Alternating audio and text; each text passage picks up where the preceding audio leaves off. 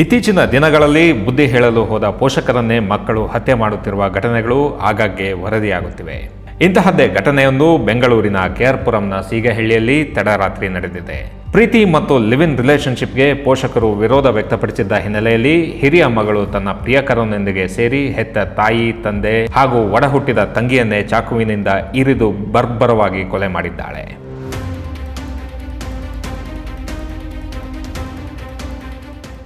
ಸೋಮಸುಂದರ್, ಮುತ್ತುಲಕ್ಷ್ಮಿ, ಸುಪ್ರಿಯಾ ಹತ್ಯೆಗೀಡಾದ ದುರ್ದೈವಿಗಳು. ಸೋಮಸುಂದರ್ ಅವರ ಹಿರಿಯ ಮಗಳು ಶ್ವೇತಾ ಹಾಗೂ ಆಕೆಯ ಪ್ರಿಯಕರ ಕೆನೆತ್ ಕೊಲೆ ಮಾಡಿ ಪರಾರಿಯಾಗಿದ್ದಾರೆ. ಆರೋಪಿ ಶ್ವೇತಾ ಕೆನೆತ್ ಎಂಬಾತನ ಜೊತೆ ಮದುವೆಯಾಗದೆ ಲಿವ್ ಇನ್ ರಿಲೇಶನ್ಶಿಪ್ನಲ್ಲಿದ್ದಳು. ಮಗಳ ಈ ನಡವಳಿಕೆಗೆ ಪೋಷಕರು ತೀವ್ರ ವಿರೋಧ ವ್ಯಕ್ತಪಡಿಸಿದ್ದರು. ಮಗಳಿಗೆ ಬುದ್ಧಿವಾದ ಹೇಳಿ ಮನೆಗೆ ವಾಪಸ್ ಕರೆದುಕೊಂಡು ಹೋಗಲು ಸೋಮಸುಂದರ್ ಅವರು ಪತ್ನಿ ಹಾಗೂ ಕಿರಿಯ ಮಗಳೊಂದಿಗೆ ಸೀಗೆಹಳ್ಳಿಯ ಡಾಮ್ನಿಕಾದ ಲೇಔಟ್ನಲ್ಲಿರುವ ಸಾಯಿ ಗ್ರೀನ್ ಅಪಾರ್ಟ್ಮೆಂಟ್ಗೆ ಬಂದಿದ್ದರು. ಈ ವೇಳೆ ಪೋಷಕರು ಶ್ವೇತಾ ಕೆನೆತ್ ಜೋಡಿ ನಡುವೆ ತೀವ್ರ ಗಲಾಟೆ ನಡೆದಿದೆ. ಗಲಾಟೆ ವಿಕೋಪಕ್ಕೆ ತಿರುಗಿದಾಗ ಪ್ರೇಮಿಗಳಿಬ್ಬರೂ ಸೇರಿ ತಾಯಿ, ತಂದೆ, ತಂಗಿ ಮೇಲೆ ಚಾಕುವಿನಿಂದ ಮನಸೋ ಇಚ್ಛೆ ಇರಿದಿದ್ದಾರೆ.